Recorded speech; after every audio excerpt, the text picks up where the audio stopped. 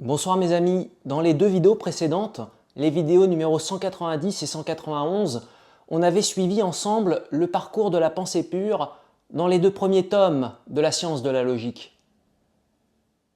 Dans la vidéo 190, on avait vu comment la pensée pure s'était peu à peu déterminée dans la doctrine de l'être, à travers les formes successives de la qualité, de la quantité, puis de la mesure, jusqu'à atteindre la mesure réelle. À ce stade, la pensée pure s'affirmait dans ce qu'elle est, dans l'immédiateté de ses déterminations. Mais progressivement, le caractère immédiat de ces déterminations, l'immédiateté de ces déterminations, le seul fait qu'elles sont, ne suffisait plus. Et ceci à cause du travail du négatif, à l'intérieur même de la pensée pure. Les déterminations de l'être immédiat renvoient à un fond, à une médiation plus profonde et intérieure. C'est là que la pensée pure, et plus précisément sa forme d'être immédiat, avait basculé dans la doctrine de l'essence. Et dans la vidéo 191, on avait vu que l'essence, c'est l'être qui nie son immédiateté et qui entre dans un mouvement de retour sur soi.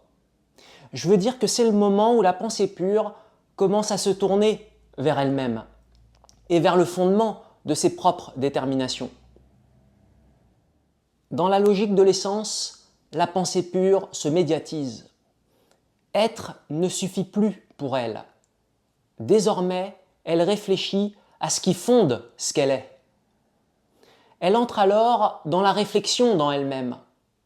Elle traverse ensuite les formes du phénomène, de l'apparence, de l'effectivité, jusqu'à poser l'idée qu'il n'y a d'être véritable que là où le fond et la manifestation du fond coïncident, se concilient. C'est la fin de l'effectivité et de la logique de l'essence. L'effectivité aboutit donc à une unité entre ce qui est et ce qui le fonde, entre l'apparaître et le fond. Mais cette unité n'est pas encore pensée comme telle. Elle n'est pas encore comprise par la pensée pure comme le résultat d'une activité de pensée. La pensée pure s'est rapprochée d'elle-même, mais elle ne s'est pas encore reconnue. Elle ne parvient pas encore à se penser comme source vivante de ses propres formes. Et c'est là qu'on entre dans la troisième grande étape du parcours dialectique de la pensée pure, la doctrine du concept.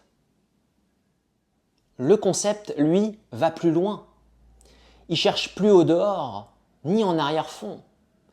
Il comprend que le fondement, ce n'est pas autre chose que la pensée pure elle-même, dans son activité propre, dans son mouvement dialectique, dans son déploiement vivant. Le concept, c'est la pensée qui se saisit comme origine de ses propres déterminations, comme génératrice de ses propres déterminations, et qui se reconnaît dans ce qu'elle produit. Le concept, chez Hegel, n'est pas un ajout extérieur à l'être et à l'essence. Il en est le dépassement dialectique. Le concept est l'unité unificatrice de l'être et de l'essence. C'est l'unité qui résulte de leur articulation logique et dialectique. Le concept contient l'immédiateté de l'être, mais médiatisé et réfléchi par l'essence. Et c'est justement dans le concept que cette unité, celle de l'être et de l'essence, devient consciente d'elle-même. Comme plan pour ce soir, je vous propose qu'on commence par mieux comprendre ce qu'est la doctrine du concept chez Hegel, ce troisième grand moment du mouvement dialectique de la pensée pure, de la logique. Et pour ça, on s'appuiera d'abord sur ce qui permet le passage de l'essence au concept. Ce moment où la pensée se reconnaît comme source de ses propres déterminations et de ses propres formes. Puis on verra que la doctrine du concept, elle aussi, se divise en trois grands moments. Et que cette division, comme celle de l'être et de l'essence, n'est pas plaquée de l'extérieur, mais découle du mouvement dialectique interne du concept lui-même. Ensuite, comme toujours dans cette série, on prendra le temps d'explorer certaines formes traversées par la pensée pure, dans cette dernière étape que constitue la doctrine du concept, à travers le vocabulaire que Hegel emploie. Ça sera, j'espère, l'occasion d'affiner encore notre compréhension de son parcours. Et dans la dernière partie de la vidéo, on reviendra sur ce que Hegel appelle l'idée absolue. On résumera comment, après avoir traversé toutes ces formes, la pensée pure en vient à se comprendre elle-même dans son mouvement et à prendre conscience de son unité avec l'absolu.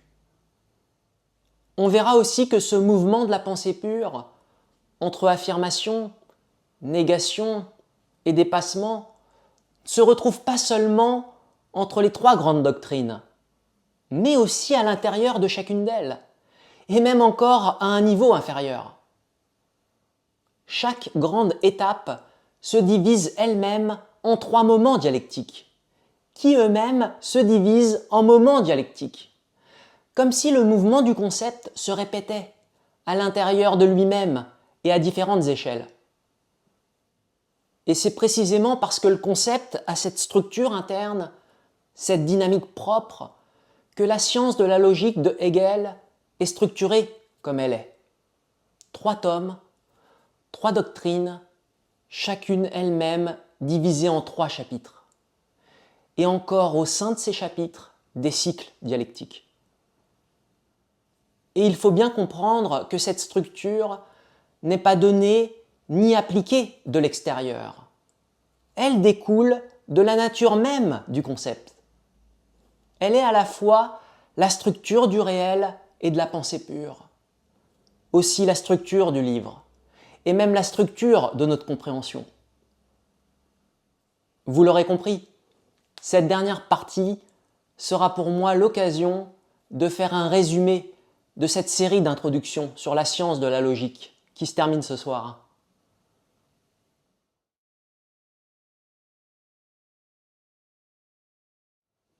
À la fin de la doctrine de l'essence, la pensée pure était parvenue à un certain accomplissement. Elle se perdait plus dans l'immédiateté, comme c'était le cas dans la doctrine de l'être. Et elle ne restait plus enfermée dans une intériorité abstraite et instable, comme dans les premiers moments de l'essence. Avec l'effectivité, on avait vu apparaître une forme où l'intérieur et l'extérieur, où le fond et l'apparaître commençaient à coïncider, à s'articuler par nécessité logique. L'effectivité est une forme plus riche, plus cohérente de la pensée pure où ce qui est devient ce qui doit être. Et ce qui doit être devient ce qui est. Mais à la fin de l'effectivité, aussi complète et stable qu'elle semblait être, la pensée pure restait encore extérieure à elle-même. Je veux dire par là que la pensée pure ne saisissait pas encore que cette unité entre fond et apparaître était son propre produit, le fruit de son propre mouvement dialectique. Elle constatait que cette unité existait, mais elle ne se reconnaissait pas encore comme celle qui l'engendre. Et c'est précisément là que commence la doctrine du concept. Avec la doctrine du concept, la pensée pure entre dans une nouvelle dimension. On passe d'une pensée pure encore partiellement aliénée à une pensée pure qui se saisit peu à peu comme l'acteur qui engendre ses propres déterminations et qui entretient par elle-même son propre mouvement dialectique. On pourrait dire que jusque-là, la pensée pure rencontrait des formes. Elle les traversait, elle les dépassait, mais elle ne s'était pas encore reconnue comme étant le mouvement lui-même. Dans la doctrine du concept, tout change. La pensée pure comprend progressivement qu'elle est elle-même le moteur de sa propre genèse. Pour bien comprendre, quand la pensée pure entre dans la doctrine du concept, elle ne sait pas encore que toutes ces formes antérieures, celles de l'être et de l'essence, étaient déjà issues de son propre mouvement. Mais désormais, elle va commencer à s'en rendre compte. Pendant tout le parcours de l'être et de l'essence, la pensée pure produit ses propres formes en réalité. Mais elle ne sait pas encore qu'elle produit elle-même ses propres formes. Elle se pense encore soumise à ou en face de quelque chose d'extérieur à elle. À partir de la doctrine du concept, la production des formes de la pensée pure commence à devenir pour soi. Autrement dit, la pensée pure prend peu à peu conscience qu'elle a toujours été le moteur de son propre parcours. Et donc, ce n'est pas au moment de la doctrine du concept que les formes de la pensée pure sont produites par la pensée pure elle-même, mais c'est au moment de la doctrine du concept que la pensée pure reconnaît peu à peu que ces formes étaient en fait produites par elle-même, depuis toujours. Les formes qu'elle avait traversées étaient déjà le produit de son propre mouvement, production en soi. Mais ce n'est que dans la doctrine du concept qu'elle le reconnaît, production pour soi. Et donc, dans la doctrine du concept, les formes à venir et qu'on va voir sont produites par la pensée pure elle-même, mais cette fois-ci de façon assumée. Et c'est pareil avec le réel et l'altérité. Je veux dire que le rapport de la pensée pure au réel et à l'altérité suit exactement la même logique que ce qu'on vient de voir avec les formes traversées par la pensée pure. Je veux dire par là que la pensée pure a toujours produit le réel, mais elle ne le savait pas encore. Dans la doctrine de l'être et de l'essence, la pensée pure se déploie déjà, elle produit elle-même ses propres formes, y compris ce qu'elle croit être un extérieur ou un réel, je veux dire des déterminations, des objets, des rapports, mais elle ne se reconnaît pas encore comme celle qui les engendre. Elle croit que la production de ces contenus lui est étrangère. À cet instant de la présentation, je dois faire une précision importante.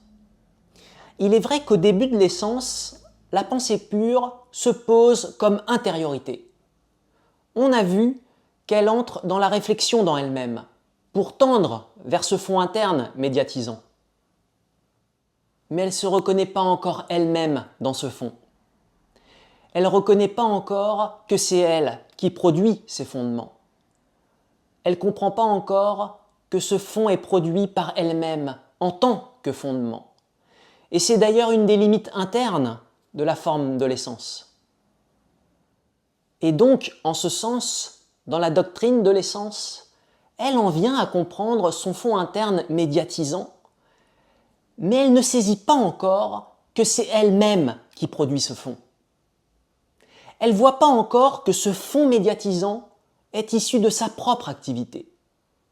Son fond et le réel sont déjà produits par le mouvement de la pensée pure, mais ils sont encore pris comme autres, comme un donné extérieur à elle. Mais dans la doctrine du concept, la pensée devient consciente que tout ce qu'elle a traversé, détermination, opposition, forme, intériorité et extériorité, était en vérité elle-même en train de se déployer. Et que ce qu'elle pensait être du réel ou du non-soi était en fait un moment d'elle-même, mais auparavant encore non reconnu comme tel. Et donc, c'est dans la doctrine du concept que se joue ce passage de l'en-soi au pour-soi. Le réel a toujours été en soi produit par la pensée pure. La doctrine du concept, c'est le moment où cette production par la pensée pure devient pour soi, c'est-à-dire su par la pensée pure elle-même. Pour résumer, la pensée pure produit le réel depuis le début, mais elle prend conscience de cette production que dans la doctrine du concept. Et cette prise de conscience fait que la pensée pure entretient désormais par elle-même son propre mouvement dialectique, peu à peu. en se reconnaissant progressivement comme source de ses propres déterminations. La pensée pure se pense peu à peu elle-même, je veux dire qu'elle devient le pensée du pensé, ce qui nourrit son propre mouvement dialectique, son propre devenir. Et à partir de là, quelque chose change profondément. La pensée pure entre dans ce que Hegel appelle le règne de la liberté. Pourquoi la liberté?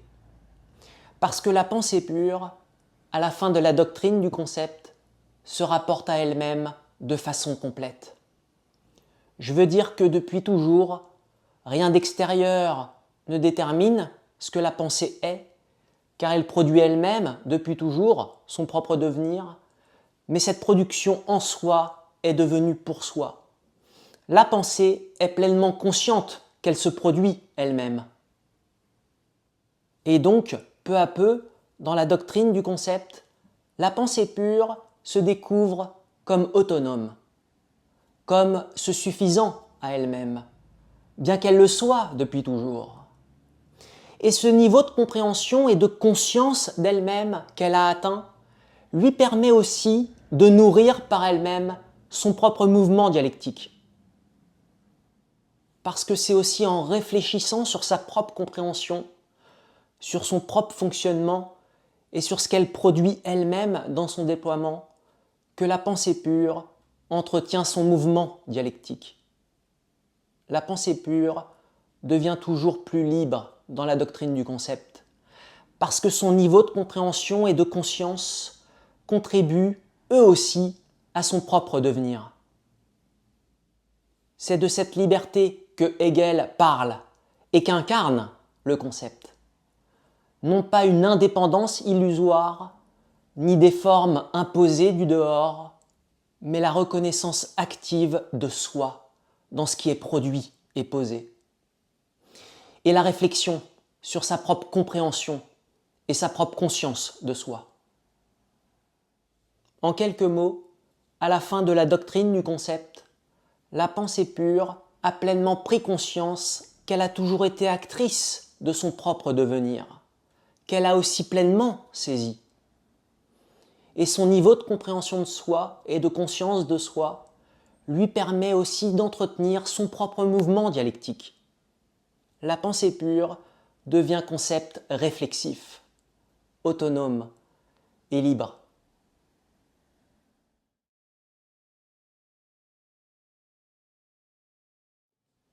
La doctrine du concept se déploie en 3 moments dans un cycle dialectique. Une affirmation, une négation, puis un dépassement. Je vous propose de voir plus en détail en quoi consistent ces 3 moments. Le premier moment, c'est la subjectivité. C'est le moment du concept subjectif, qui commence par ce que Hegel appelle le concept formel. C'est le moment de repli réflexif, où la pensée pure, de plus en plus consciente d'elle-même au sortir de l'essence, se pose dans sa propre intériorité. Je veux dire, tournée vers elle-même. Même si le mouvement vers l'objectivité est déjà en germe en elle, dans la subjectivité et dans son repli sur soi, la pensée pure ne se tourne pas encore vers le monde extérieur à ce moment. Elle est tournée vers elle-même. Elle réfléchit sur elle-même, sur ses propres déterminations et sur son fond. Et elle ne s'est pas encore reconnue dans ce qui est autre qu'elle. À ce stade, la pensée pure se rapporte seulement à elle-même. Elle n'est liée qu'à elle-même. Pourquoi appelle-t-on ce premier moment subjectivité? Parce que la pensée pure est encore enfermée dans ses propres déterminations.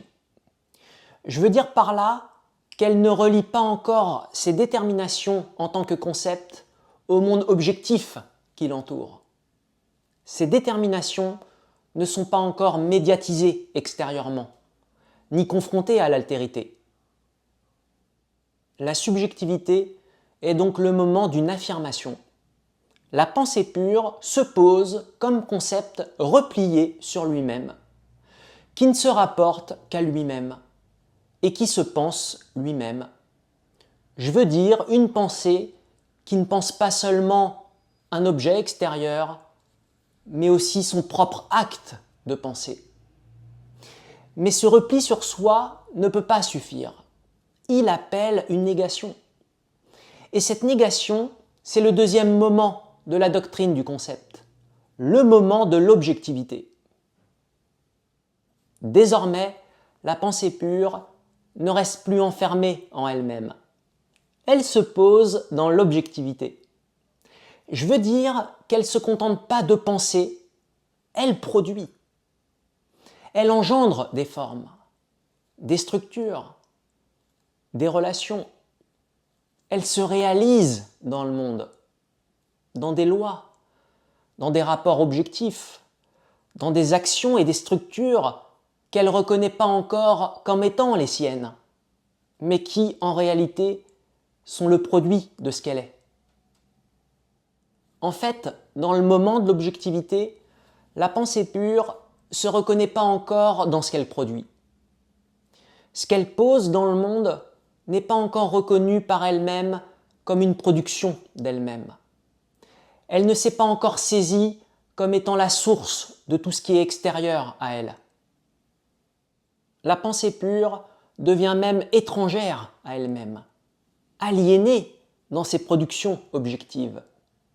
C'est ce qu'on peut appeler un moment de séparation, de scission. La pensée pure ne se reconnaît pas encore dans ce qu'elle pose objectivement. Elle est dans le monde, mais c'est encore comme si ce monde était autre qu'elle. Et c'est là qu'intervient le troisième moment, le moment d'un deuxième retour à soi, que Hegel appelle l'idée. L'idée, c'est le moment où le concept se reconnaît lui-même dans ce qu'il a produit. C'est le moment du dépassement. Après avoir été en elle-même, subjectivité, puis après avoir posé quelque chose hors d'elle, objectivité, la pensée pure revient vers elle-même, mais d'une manière nouvelle. Elle se reconnaît dans l'autre. Elle se retrouve dans ce qu'elle a fait être objectivement. Ce troisième moment, c'est donc l'unité accomplie de la subjectivité et de l'objectivité. L'idée est la pensée pure qui a vécu la séparation avec le réel, mais qui finalement s'est retrouvée elle-même dans ce réel. L'idée débute au moment où la pensée pure commence à reconnaître son objectivité comme un moment de soi. Et c'est parce qu'elle se reconnaît dans ce qu'elle a produit dans le monde qu'elle peut ensuite revenir à elle une deuxième fois. Ce nouveau retour à soi est une réconciliation entre son intériorité et son extériorité. Ce schéma en 3 temps, affirmation, négation, dépassement, on le connaît maintenant. On l'avait déjà rencontré dans la doctrine de l'être, avec la qualité, la quantité, puis la mesure. On l'avait retrouvé dans la doctrine de l'essence, avec la réflexion, le phénomène et l'effectivité. Et ici, dans la doctrine du concept, il s'applique encore, et à un niveau tout autant décisif, celui d'une pensée devenue consciente d'elle-même. Résumons. Premier moment, la subjectivité. C'est le moment où le concept se replie sur lui-même. Le concept s'affirme comme une pensée pure qui se pense elle-même. C'est le moment de l'affirmation. Deuxième moment, l'objectivité. C'est le moment où la pensée pure sort d'elle-même et se réalise dans le monde. C'est le moment de la négation de la subjectivité et de la négation du repli subjectif. C'est aussi le moment de la confrontation à l'altérité. Troisième moment, l'idée. C'est le moment où la pensée se reconnaît dans ce qu'elle a produit et revient vers elle-même après avoir fait l'expérience de l'objectivité. L'idée est le moment du dépassement de la subjectivité et de l'objectivité. L'idée est l'unité consciente du concept subjectif et du concept objectif. Dans l'idée, le concept ne fait pas que revenir à soi, il revient en se reconnaissant dans ce qu'il a produit. Ce qui transforme ce deuxième retour à soi en une véritable conciliation de la subjectivité et de l'objectivité. Ce nouveau retour à soi est une véritable conciliation, parce que la pensée pure ne retrouve pas simplement ce qu'elle était au départ, je veux dire un concept abstrait replié sur lui-même, mais elle se retrouve enrichie de l'altérité, transformée par ce qu'elle a produit, et désormais consciente que ce qu'elle a produit était un moment d'elle-même. Comme exemple, j'ai pensé à l'écriture. Écrire un livre, c'est une extériorité. C'est une part de soi objectivée. Mais pas que. L'écriture et la présence de ce livre nous transforment nous-mêmes. Après avoir écrit ce livre, on revient ensuite à soi libéré de ce qu'on a couché sur papier. Et objectiver signifie rendre quelque chose extérieur à soi, le poser comme un objet distinct, souvent visible, concret ou exprimé.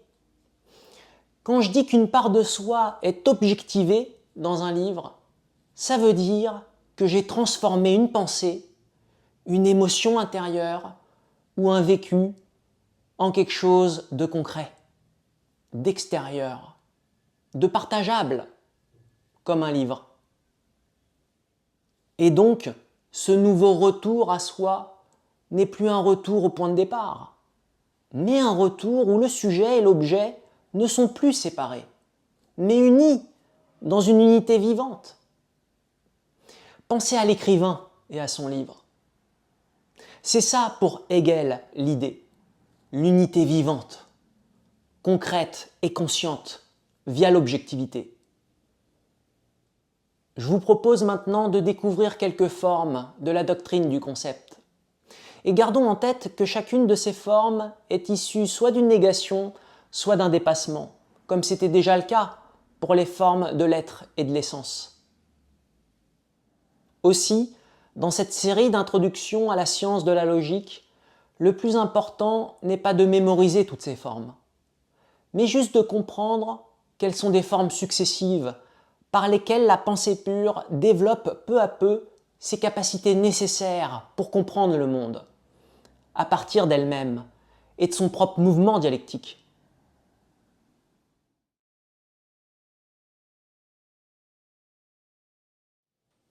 Dans la subjectivité, le singulier est la forme par laquelle le concept subjectif commence à devenir concret.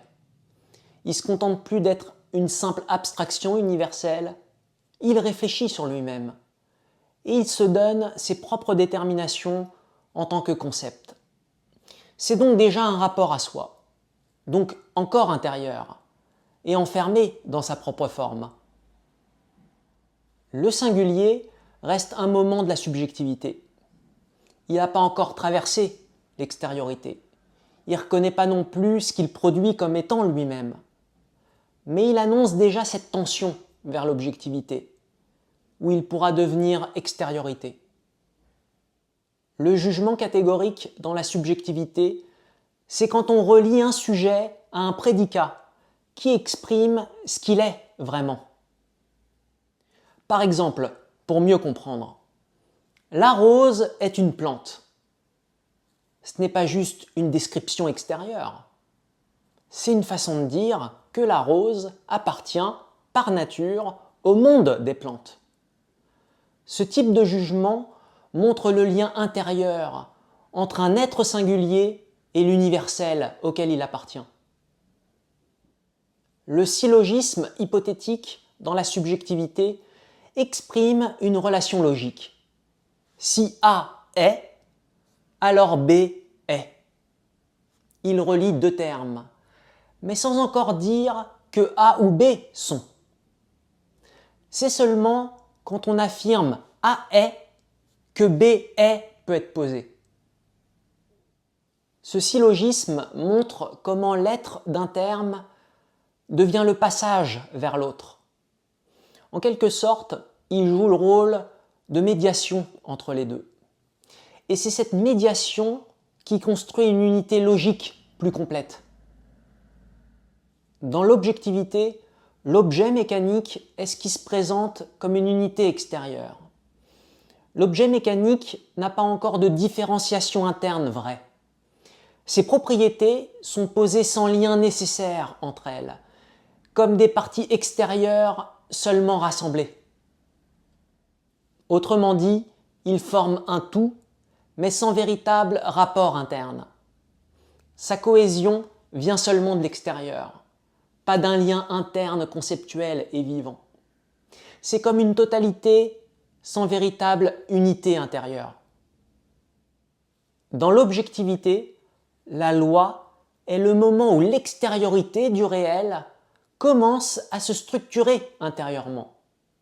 Cette nécessité ne vient pas de l'extérieur, elle vient du concept lui-même. La loi exprime donc la détermination propre de l'objet, comme quelque chose d'autodéterminé, en lien avec sa nature. La loi est l'unité intérieure entre une individualité subjective et une objectivité extérieure, reconnue comme étant un moment du concept. Autrement dit, dans la loi, le monde objectif commence à être saisi selon une logique interne, non plus comme une simple juxtaposition de faits, mais comme une unité cohérente. Dans l'idée et dans sa forme de l'individu vivant, la pensée pure ne fait plus simplement face à une objectivité extérieure. Elle commence à s'unifier intérieurement avec ce qu'elle produit. L'extériorité n'est plus un dehors indifférent, elle devient une expression vivante du concept lui-même. L'individu vivant est une forme de l'idée où le concept pose l'extériorité comme sienne, comme ce par quoi il se manifeste, tout en restant lui-même. Ce n'est plus une extériorité figée, mais une objectivité immanente, animée par une force intérieure. La connaissance analytique est la première forme de connaissance dans l'idée. Elle part de ce qui est déjà connu, déjà posé immédiatement, mais pour en extraire ce qui est contenu. On n'y apprend rien de nouveau. On déplie simplement ce qui était déjà impliqué.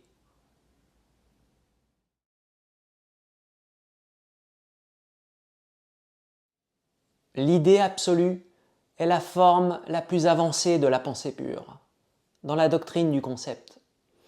Elle représente le moment où la pensée pure se pense elle-même dans sa totalité, comme totalité logique et comme processus dialectique accompli. L'idée absolue est le concept devenu pleinement conscient de lui-même, reconnaissant l'objectivité comme un moment nécessaire de son propre déploiement, et aussi concept revenu à soi, dans une transparence totale à lui-même. L'idée absolue est la pensée pure qui a pleinement pris conscience qu'elle a toujours été actrice de son propre devenir, qu'elle a aussi pleinement saisi. Et son niveau de compréhension de soi et de conscience de soi lui permet d'entretenir son propre mouvement dialectique. La pensée pure, dans sa forme accomplie de l'idée absolue, devient concept réflexif, autonome et libre. J'ai aussi apporté une correction sur le schéma à droite. J'avais dit dans cette série que la pensée pure devenait savoir absolu, quand l'unité pensée absolue devenait pour soi. c'est-à-dire une unité pleinement consciente d'elle-même par le biais de la pensée. En réalité, il faut parler ici d'idée absolue et non de savoir absolu. La dernière forme de la pensée pure dans la science de la logique, c'est bien l'idée absolue. Le savoir absolu, c'est la dernière forme accomplie de la conscience dans la phénoménologie de l'esprit, quand la conscience atteint la vérité absolue. À ce moment, la conscience a pleinement pris conscience qu'elle a, depuis toujours, été incluse dans l'absolu, qu'elle cherche à saisir. On peut maintenant résumer le grand parcours de la pensée pure dans son déploiement dialectique. La pensée pure commence par l'immédiateté la plus simple, l'être. Elle se déploie à travers des formes comme la qualité, la quantité ou la mesure, dans lesquelles la pensée se détermine à partir de l'immédiateté. Mais ces déterminations immédiates ne lui suffisent plus. Elles renvoient à un fond plus profond. C'est ce basculement qui marque l'entrée dans la logique de l'essence. Dans la doctrine de l'essence, la pensée pure ne se contente plus d'être. Elle réfléchit sur elle-même. Elle cherche le fondement de ce qu'elle est. Ses propres contenus renvoient à un fond qui la médiatise. Rien n'est simplement posé, tout apparaît comme reflet d'un fondement. Elle pose aussi des oppositions, apparence et fond, intérieur et extérieur. Oppositions qu'elle tente de dépasser dans des formes plus cohérentes, jusqu'à l'effectivité. Au stade de l'effectivité, la pensée pure parvient à une compréhension solide de l'unité entre fond et apparaître, qui ne sont plus pensées comme séparées. Mais ce qu'elle comprend reste encore partiellement étranger à elle. Je veux dire qu'elle ne saisit pas encore qu'elle est elle-même à l'origine de tout ce qu'elle traverse. C'est seulement dans la doctrine du concept qu'elle entre dans une nouvelle dimension. Pour la première fois, la pensée pure commence à prendre conscience d'elle-même. Elle découvre qu'elle est à l'origine des formes qu'elle a traversées. Elle se reconnaît peu à peu comme sujet actif, comme moteur de son propre devenir. Et c'est dans ce parcours, à travers toutes ces formes, de l'être au concept, de l'immédiateté à l'idée, que la pensée pure développe les capacités nécessaires pour comprendre l'absolu. Et c'est précisément par cette compréhension que la pensée pure prend conscience de son unité avec l'absolu. Elle ne découvre pas une unité imposée du dehors, elle prend conscience que cette unité est le résultat de son propre déploiement dialectique. C'est cette prise de conscience lente, progressive, rigoureuse, qui culmine dans l'idée absolue. Une pensée qui se comprend elle-même dans sa totalité et qui se sait désormais unie à l'absolu, parce qu'elle a traversé, produit et saisi comme soi tout ce qu'elle avait d'abord posé comme autre. À chaque étape du parcours de la pensée pure, on retrouve ce cycle dialectique fondamental. Affirmation, négation, dépassement. Ce schéma dialectique structure non seulement les trois grandes doctrines, être, essence, concept, mais aussi chacun des trois moments à l'intérieur de chacune d'elles, et même à une échelle encore inférieure.